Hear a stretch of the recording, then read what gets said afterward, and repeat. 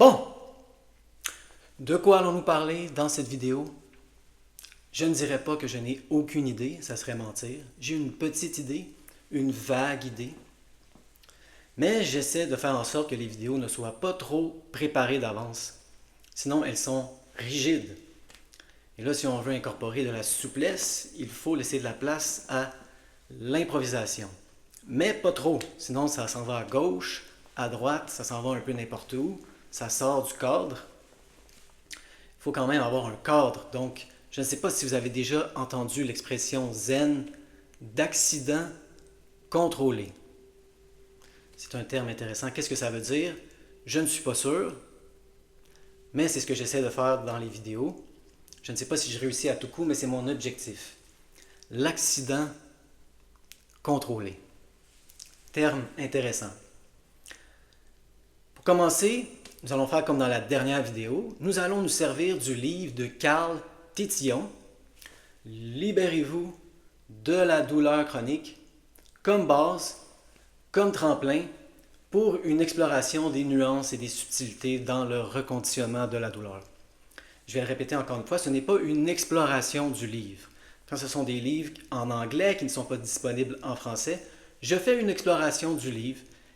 J'essaie que ça soit objectif, impossible évidemment, l'objectivité. Là où vous êtes victime de mon biais, c'est dans la sélection du matériel. Je lis les livres en anglais, je me dis « Ah, ça c'est important, ah, ça c'est moins important ». Peut-être que c'est ça justement qui vous aiderait. C'est des grosses briques, je ne peux pas en parler dans leur entièreté. Donc j'opère une sélection, mais j'essaie de vous donner un compte-rendu assez objectif des livres anglais. Ce n'est pas le cas ici, ce n'est pas une exploration du livre, c'est un livre en français extrêmement bref. Donc lisez-le vous-même, faites-vous votre propre idée. On va s'en servir pour aller plus loin justement.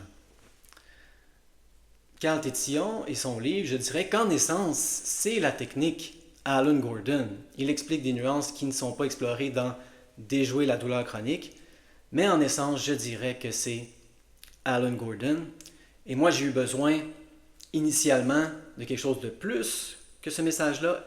Au milieu, ça m'a beaucoup aidé, mais vers la fin de mon processus, j'ai eu besoin d'aller au-delà de cette technique et on va en parler. Donc, pour commencer, récapitulons un peu la vidéo d'avant.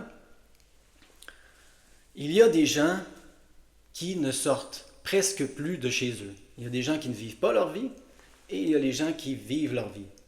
Les stratégies sont complètement différentes. Et moi, au début, il a fallu que je fasse des choses que je ne voulais pas faire. Et des fois, j'essaie d'inciter ces gens-là. Je leur parle et ils restent chez eux une trop grande majorité du temps, une très grande proportion du temps. Et là, je leur dis, sortez, marchez. Et là, dans la dernière vidéo, il y a quelqu'un qui faisait un commentaire. Elle disait, c'est ça, je me sentais coupable. Je savais qu'il fallait que je bouge, je savais qu'il fallait que j'aille marcher dehors. Mais chez nous, j'aime pas ça marcher. Les voitures passent près de moi à 80 km/h. Ce n'est pas plaisant. Donc, je me disais, il faut que j'aille marcher, il faut que je me motive. Donc, déjà, ça, c'est pas une très bonne attitude, c'est pas agréable. Et là, si on le fait pas, on se sent coupable. Un des grands mécanismes de la douleur chronique. Et là, il a dit, mais là, maintenant, j'ai commencé à travailler sur mon terrain.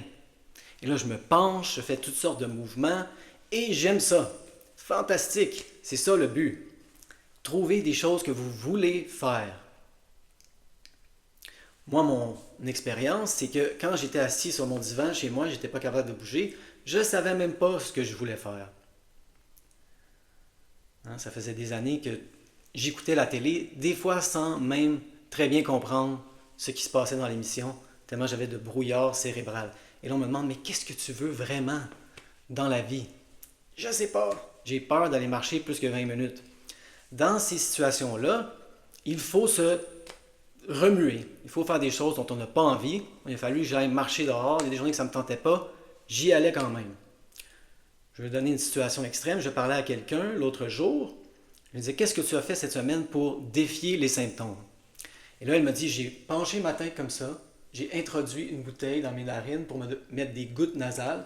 Et là, j'ai appuyé par moi-même sur la bouteille, ce que je ne fais pas d'habitude. Et ça, c'était un accomplissement pour elle. Elle a défié les symptômes. Donc, on peut être là, on peut être dans le trou. Et là, c'est pas une question de dire, mais est-ce que tu voulais vraiment appuyer sur la bouteille? On n'en est pas là, évidemment. Il faut juste faire des choses. On a tellement peur. Moi, je le dis au début, on se force. Je me suis forcé à faire des choses que j'avais pas envie. Mais là, plus on sort du trou, hein, on ne vivait plus notre vie. Là, on sort du trou, on commence à vivre notre vie. Là, ce qu'on fait, c'est qu'on différencie, on contraste. On fait de plus en plus de choses. Tiens, je vais essayer des choses nouvelles. Je vais essayer ceci, je vais essayer cela. Ah, j'aime mieux ceci que cela. On arrête de faire cela. On rajoute une nouvelle chose. Ah, là, je vais faire une autre chose. Ah, j'aime encore mieux ça que ça. Bon, ben là, on arrête ça ou on diminue et on fait cette nouvelle chose, comme ça. Le cerveau a besoin de choses à contraster, à différencier. Là, quand on est assis sur notre divan comme ça, dire qu'est-ce que tu veux ultimement dans ta vie, c'est une trop grosse question.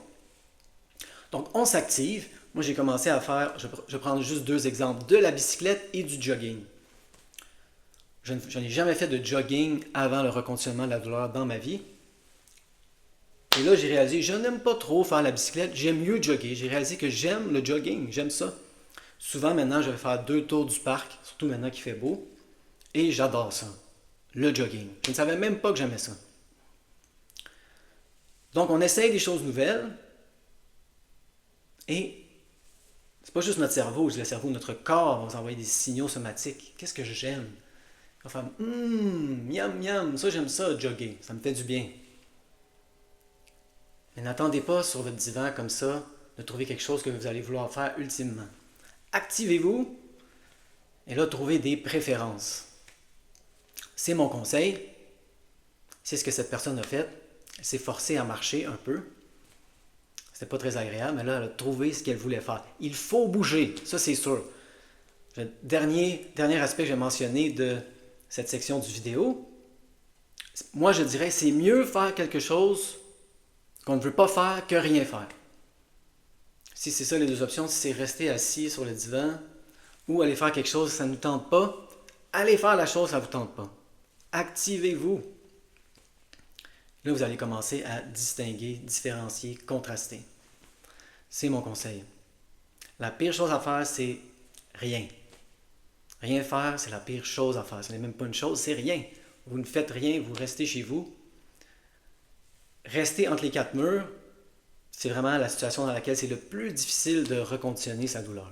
Donc, on sort dehors, on s'active, et là, on contraste, on différencie. Ce n'est pas une question qu'est-ce que je veux faire, la question c'est qu'est-ce que je préfère faire. Question de degré.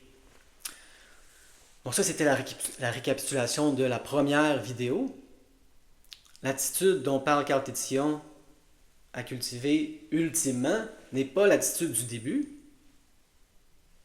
Moi, c'est l'attitude que j'ai adoptée au milieu, si vous lisez le livre, mais il a fallu que j'aille au-delà de cette attitude. Quelle est cette attitude? C'est-à-dire s'exposer graduellement.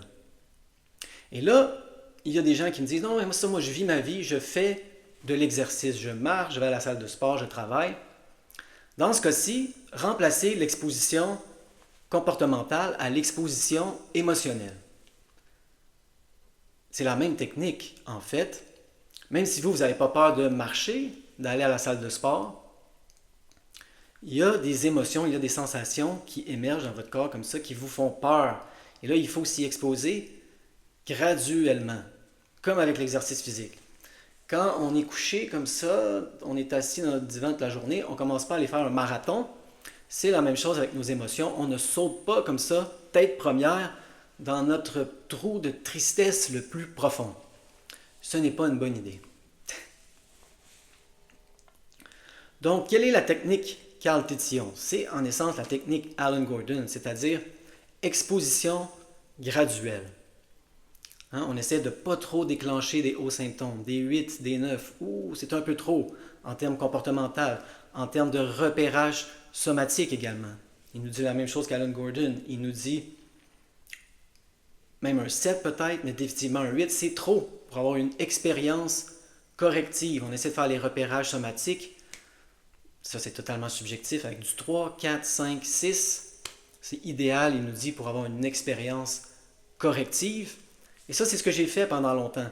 Je me suis sorti du trou, J'ai commencé à faire la technique Alan Gordon. Ça m'a aidé. Ne déclenche pas des 8, des 9. Ne fais pas de repérage somatique avec des 8, avec des 9. Le repérage somatique, dans sa définition, c'est quelque chose, c'est un terrain d'entraînement pour cultiver l'attitude dont on a besoin dans la vie en général. C'est ce qu'il nous dit dans le livre. Et c'est une bonne définition du repérage somatique. C'est plutôt neutre. Hein? C'est cultiver juste une nouvelle relation avec les symptômes, cultiver l'indifférence dans le repérage somatique pour cultiver l'indifférence dans sa vie en général. Je ne sais pas si vous êtes d'accord, c'est ce que j'ai saisi du livre. Et là, j'ai fait ça pendant une certaine période et je suis resté bloqué. Hein? Je suis sorti du trou, je me suis activé, j'ai fait des choses que je n'avais pas envie de faire.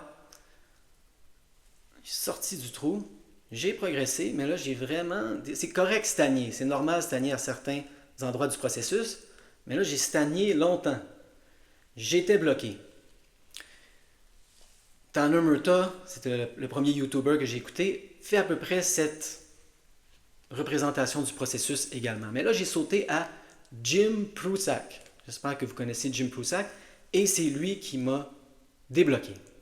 Premièrement, il m'a dit, tu peux déclencher des 8 et des 9 dans l'activité physique. Wow, révélation. Ce ne sont que des sensations. Et là, on peut faire une distinction. Il y a des gens justement qui disent, oui, mais moi je travaille. Moi, quand je faisais ça, quand je faisais mon processus, je ne travaillais pas. Il y a des gens qui disent, moi je travaille, là, je ne peux pas déclencher des 8, des 9. C'est trop là, le lundi matin au bureau. Donc là, voir, ajuster, peut-être que vous pouvez garder l'attitude Alan Gordon, Carl Tétillon. Mais j'ai déjà, je vais vous mentionner ça, j'ai déjà entendu des histoires de gens qui ont pris la technique drastique que Jim Prusak décrit en travaillant. Pourquoi? Parce que c'est comme enlever un diachylon. Ils se sont dit, oui, ça va être souffrant, les 8, les 9, mais je vais passer la bosse plus rapidement, au lieu de prolonger comme ça, indéfiniment. Oh, il ne faut pas déclencher des 8, il ne faut pas déclencher des 9. Ça, c'est la peur, c'est l'évitement. Donc, moi, en termes comportementaux, j'ai commencé à déclencher des 8, des 9. Et là, je vais faire une distinction, par exemple. Ce n'était pas, rendu à cette étape-là, justement, je n'avais pas comme des 8 toute la journée. Les symptômes commençaient à fluctuer de façon vraiment incroyable, comme ça, toute la journée. Donc, des fois, j'allais jogger, et là, en plein milieu du jogging, un 8. Mais là, je continue, et là, ça baisse durant le jogging. Et là, j'arrive chez moi, je suis correct, et là, tout d'un coup, la pensée, peut-être que j'en ai trop fait. Oh, un 8! Et là, je me calme, le 8 redescend. Donc, je voulais faire vraiment cette différenciation-là, vous expliquer que, oui, j'avais des 8, mais ça fluctuait, ça commençait à fluctuer énormément. Ça fluctue, c'est bon. Excellent. Moi j'ai ça mon impression. Plus je bouge, plus j'ai commencé à bouger, plus ça a commencé à bouger. Plus on bouge, plus ça bouge. C'était mon expérience. Et c'était la même chose avec le repérage somatique. Je suis allé avec Jim Prusak au-delà du repérage somatique. Au lieu de vous dire élargissez votre définition du repérage somatique, on peut appeler ce qui se passe au-delà du repérage somatique par un autre nom, c'est-à-dire sentir pour guérir. Ça va bien au-delà du repérage somatique. Ce n'est pas cultiver une espèce d'indifférence par rapport aux symptômes pour s'entraîner dans la vie quotidienne. C'est vraiment ressentir, et moi je le faisais principalement justement avec les hauts symptômes, les 8. J'avais un 8, mettons c'est le soir comme ça, un 8 là, qui commence à s'installer. J'allais me coucher sur le dos et je le ressentais. Je n'appelais pas ça par un mot. On peut appeler ça sentir pour guérir, mais peu importe, je n'appelais pas ça un repérage somatique, sentir pour guérir. Parce qu'il y en a qui font ça intellectuellement. Hein? Vous avez un concept mental qui s'appelle la douleur. J'ai mal. Et là, on se dit, utilisez plutôt l'expression sensation. Mais ça reste mental. Vous dites, non, ce n'est pas de la douleur, c'est une sensation. Qu'est-ce qu'on fait avec nos sensations? On les sent. Descendez, vous êtes dans votre tête, vous êtes en haut. Les sensations, on les ressent. Et là, on se couche sur notre lit et on les sent. Ce n'est pas un repérage somatique. Il n'y a pas de numéro. Ah non, c'est un 8. Il ne faut pas que je fasse un repérage somatique avec un 8. Je ne peux pas avoir d'expérience corrective. Tous ces mots-là s'en vont. J'ai des sensations hautes, je les sens. Et l'attitude, c'est pas de l'indifférence, de la neutralité, c'est j'ai besoin de ressentir ces choses, c'est utile pour moi de ressentir ces choses. Ça, c'est le contraire de la peur, la frustration, l'agacement, peu importe comment vous voulez appeler ça, c'est l'accueil, l'acceptation, l'invitation. Je veux ressentir ces choses. C'est bon pour moi. C'est vraiment ça l'attitude. Donc là, on est bien au-delà de Alan Gordon et Carl Tétillon. Non seulement on continue l'activité physique à travers les 8, on ressent les 8. Et dans mon expérience, on fait de moins en moins de distinction entre un symptôme et une émotion. Moi, je ressentais mes symptômes comme des émotions. Qu'est-ce qu'on fait avec les émotions? On les sent. Mes symptômes sont des émotions que je ne veux pas sentir dans un sens. Il y a des choses que je ne veux pas sentir, et là, ça déborde comme ça en symptômes. Donc, je sens mes symptômes comme des émotions. C'est ça que je faisais. Je me couchais, je me disais, j'ai des palpitations dans mon cœur, on pourrait appeler ça la peur. Je sens ma peur. J'ai une sensation désagréable dans mon coude, on pourrait appeler ça un symptôme, je la sens également. Je sens ce qui se passe dans ma poitrine, une émotion. Je sens ce qui se passe dans mon coude, un symptôme de la douleur sur un pied d'égalité. Je sens ce qui se passe. Donc voilà, c'était aller au-delà de Alan Gordon, aller au-delà de Carl Tétillon. Je voulais en parler.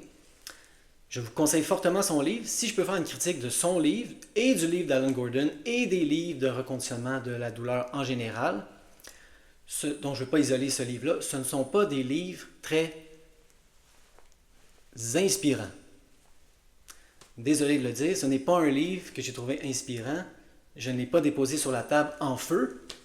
Ça y est, avec le sentiment « je peux tout faire ». Et moi, j'ai eu besoin d'instaurer ce sentiment-là en moi durant le reconditionnement de la douleur. Cette espèce de sentiment d'être en feu, de pouvoir tout faire. Le livre qui me l'a le plus donné dans tout le reconditionnement de la douleur, c'est The Great Pain Deception de Stephen Ray Ozanich. Et là, vous pouvez me dire, ah, mais ça, c'est un livre anglais. Il y a des façons de traduire les livres. J'ai déjà parlé d'une façon. Moi, mon père, ce qu'il fait, c'est qu'il traduit les textes dans Google Workspace. Je ne sais pas combien il y a de techniques pour traduire les livres. En voici une. Ce n'est pas Google Translate gratuit, là, il paye, mais il y a des techniques pour traduire les livres. Et là, il y a des gens qui me disent qu'ils n'aiment pas lire. Quelqu'un, l'autre jour, m'a parlé d'une application qui s'appelle comme ceci, Eleven Reader. Et là, cette application-là va transformer un texte en livre audio. C'est quelqu'un avec qui je travaillais, il me disait ça marche en français. C'est mieux en anglais, mais ça fonctionne en français. Et de toute façon, bientôt, avec l'intelligence artificielle, on va pouvoir demander, ça fait peur justement, mais c'est une lame à double tranchant, il y a des côtés qui peuvent être effrayants, mais il y a des beaux côtés aussi à l'intelligence artificielle. On va pouvoir lui donner un texte en anglais et dire « Lis-moi ça en français, s'il vous plaît, hein, avec la voix d'André Dussolier. » Sinon, non, je préfère... Non, lis-moi le texte avec la voix de Lambert Wilson, s'il vous plaît. Et là, l'intelligence artificielle va le faire pour vous. Instantanément, un texte anglais. Donc, ça s'en vient. Pour ça, je ne sens pas le besoin de traduire les textes en anglais. Écrire mon propre livre, je ne vois pas le but. Il y en a tellement en anglais, et bientôt ça va être accessible en français comme ça, à travers l'intelligence artificielle. Selon moi, c'est déjà disponible, tout ça. Mais évidemment, si j'essayais d'écrire un livre de reconditionnement de la douleur, il faudrait que ça soit inspirant. C'est la clé du reconditionnement de la douleur. Il faut devenir inspiré. Surtout quand j'étais au début comme ça, sur mon divan, plus capable de bouger, nous avons besoin d'inspiration. Donc là, nous allons lire un petit extrait de Déjouer la douleur chronique. Troisièmement, il y a eu l'incident impliquant Tony Robbins. Tony. Je crois bien que c'est ma preuve préférée entre toutes, nous dit Alan Gordon. Il y a 1 ou 2 ans, le célèbre conférencier motivateur, hein, on va explorer ça, la motivation encore une fois, Tony Robbins, a été invité à une journée de réflexion à l'entreprise de Barry. Son intervention avait été si dense, si pleine d'espoir, qu'elle avait complètement effacé la douleur de Barry. Point d'exclamation. Pendant 2 semaines complètes, elle n'est pas réapparue. 2 semaines. Les symptômes sont revenus, mais nous avions en main une preuve importante. Comme mon match des Lakers, cet incident impliquant Tony Robbins représentait une exception. Nous avons pu en conclure que la bouche de Barry était exempte de toute anomalie physique. Donc voici une des sections les plus inspirantes du livre de Alan Gordon. J'ai regardé une vidéo de Tony Robbins, Tony Robin, ce matin, et c'était très inspirant. C'était très inspirant. Moi, avant, je n'aimais pas Tony Robbins, dans ma vie d'avant, justement, hein, cette vie qui a mené à des symptômes chroniques. Je détestais ce genre de personnes. Les motivateurs, les conférenciers motivateurs. Et je me suis ramassé dans un trou aussi de douleur, fatigue chronique. La liste des symptômes était longue. Donc je reconsidère tout. Ça nous fait tout reconsidérer, être dans ce trou-là. C'est, peut-être que je me trompe sur la vie. Peut-être que mon attitude générale dans la vie n'est pas bonne. On commence à explorer cette possibilité quand on est là, dans le trou. Dans la dernière vidéo, j'ai parlé de la programmation neurolinguistique. J'en ai fait de la programmation neurolinguistique. Je considère que ça a été une clé dans le reconditionnement de ma douleur. J'espère que vous connaissez ces noms. Comme j'ai dit, j'ai commencé par Tanner Murtaugh. Ensuite, j'ai sauté à Jim Prusak. Et ensuite, je suis allé à Dan Buglio, qui est l'expert dans l'espèce d'attitude dont parle Carl Tétillon, c'est-à-dire, ce n'est pas grave les symptômes. On s'en fout. Ce n'est pas une maladie à guérir. Ce n'est pas une blessure dont il faut se rétablir. Il n'y a rien à régler. Ce n'est pas un problème à régler. Il parle de ça avec Dan Buglio. En même temps que Dan Buglio, moi j'écoutais beaucoup de vidéos de Damon Cart, qui est un YouTuber qui parle de la programmation neurolinguistique, et je suis allé faire une formation de base ici à Montréal. La formation de base était très abordable, je trouvais, dans ce domaine-là, dans ce genre de conférence-là. C'était avec le rabais, 400 $ canadiens, c'est pas des euros, pour 3 jours. C'est raisonnable, je trouve. Pour aller au niveau 1, après ça, l'abordabilité prend le bord. Mais j'ai été très inspiré par cette formation de base en PNL et les vidéos que je regardais de Damon Cart. On pourrait presque dire que c'est le 4e YouTuber qui m'a aidé à reconditionner ma douleur. Ça m'a donné un aspect qui me manquait justement dans le reconditionnement de la douleur, l'inspiration. Et ça m'a aidé à beaucoup approfondir ma relation avec mon subconscient, qui est très important. C'est ce que je réalisais de plus en plus en regardant Dan Buglio, qui nous dit toujours notre subconscient nous observe. Il faut qu'on devienne un acteur de plus en plus convaincant pour jouer le rôle de quelqu'un en santé. Et lorsqu'on est assez convaincant, le subconscient fait « oui, je crois qu'on est en santé » et il éteint les symptômes. Mais avec la PNL, la programmation neurolinguistique, j'approfondissais ma relation avec mon subconscient, inconscient, peu importe comment on veut l'appeler. Mais Tony Robbins va au-delà, lui, de la programmation neurolinguistique. Il s'est beaucoup inspiré de la programmation neurolinguistique, mais il a développé sa propre technique, Neuro-Associative Conditioning. Selon lui, va plus loin dans un sens que la PNL. Mais peu importe tous ces noms complexes, je ne suis même pas sûr que j'ai utilisé le bon mot, je vais l'écrire dans l'écran. Le concept de base, c'est, il s'est posé cette question, il est allé voir quelqu'un qui faisait de la motivation. Les gens étaient très motivés durant la conférence. Mais là, lorsqu'il a fait un suivi, seulement disons 5%, de 5 à 10% des gens avaient continué à appliquer les concepts dans leur vie après la conférence. Donc les gens, durant la conférence, sont très motivés, mais là, après ça, ils perdent la motivation dans le reste de leur vie. Dans un sens, des fois, j'ai l'impression qu'ils empruntent justement la confiance et la motivation de quelqu'un d'autre. On voit Tony Robbins, il est en feu, et là, ça nous enflamme, nous autres aussi. Mais là, lorsque Tony s'en va, on a de la difficulté à attiser, entretenir cette flamme par nous-mêmes. On emprunte un peu la flamme de quelqu'un d'autre, comme Tony Robbins. Ou si vous n'aimez pas Tony Robbins, un équivalent. Une personne inspirante. Donc, il y a des techniques pour attiser la flamme, la nourrir par nous-mêmes dans notre propre vie. Et c'est une clé, dans mon expérience, du reconditionnement de la douleur.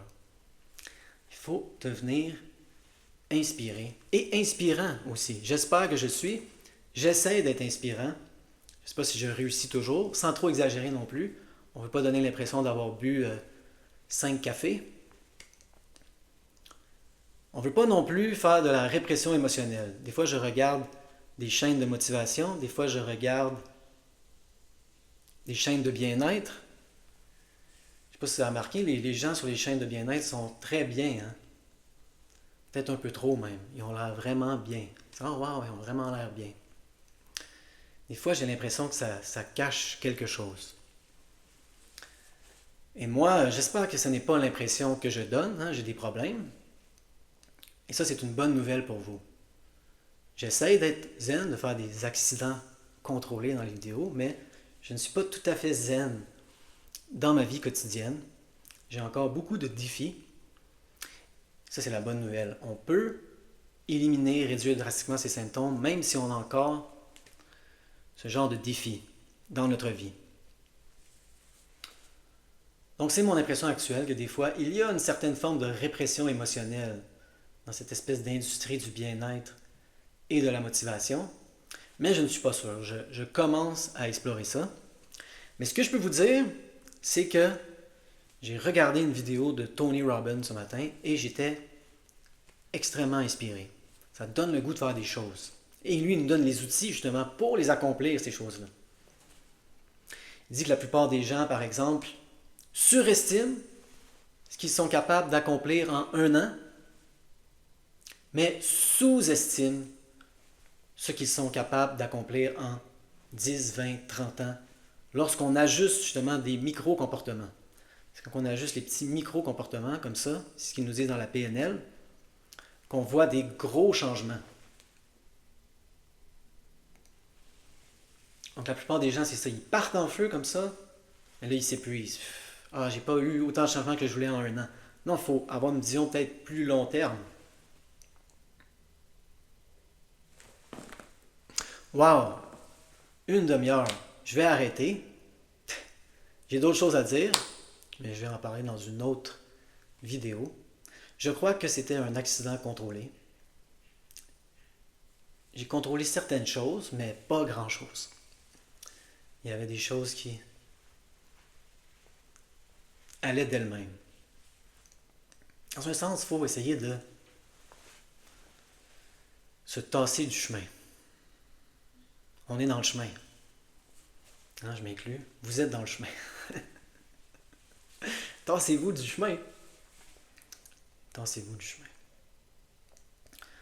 Donc j'espère que cette vidéo a été utile. C'est une vidéo, j'espère, inspirante, motivante.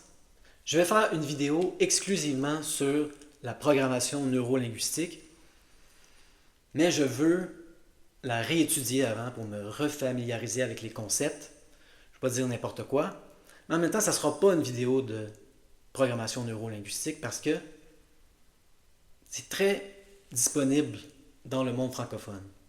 Je crois même que c'est très connu en France, beaucoup plus en France qu'au Québec. Moi, c'est une modalité qui m'a beaucoup aidé dans mon reconditionnement à la douleur. Je la suggère fortement. Et si cette technique-là particulière ne vous plaît pas, je vous dirais, vous pouvez trouver quelque chose dans le genre. Surtout si la psychothérapie traditionnelle ne vous parle pas. Essayez de trouver quelque chose dans le sens, si vous manquez de motivation, si vous manquez d'inspiration, Je vais finir avec ceci, une histoire. Lorsque j'ai fait la formation de base, il y a quelqu'un qui s'est fait coacher. Et cette personne-là avait consciemment certains objectifs. Au début, le coach lui a dit, mentionne-moi tes objectifs. C'est quoi que tu désires accomplir? Et là, à travers la technique de coaching, c'est arrivé très lentement, très organiquement. Ça paraissait que la personne avait déjà fait ça des centaines de fois. Il lui a fait réaliser que ses objectifs n'étaient pas bien formulés. Et là, la personne s'est mise à pleurer.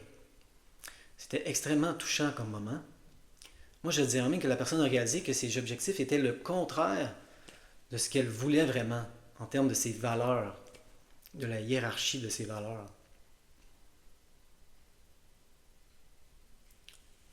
Donc, des fois, on peut avoir besoin de l'aide d'un thérapeute ou dans ce cas-ci d'un coach. Il y a aussi une technique que j'ai faite qui s'appelle Motivational Interviewing. Des fois, c'est difficile seul dans son coin de se motiver justement. Et il y a des techniques, il y a des gens qui connaissent des techniques pour nous aider justement à aligner nos objectifs avec nos valeurs et à apprendre à se motiver, à apprendre à devenir inspirant et inspiré.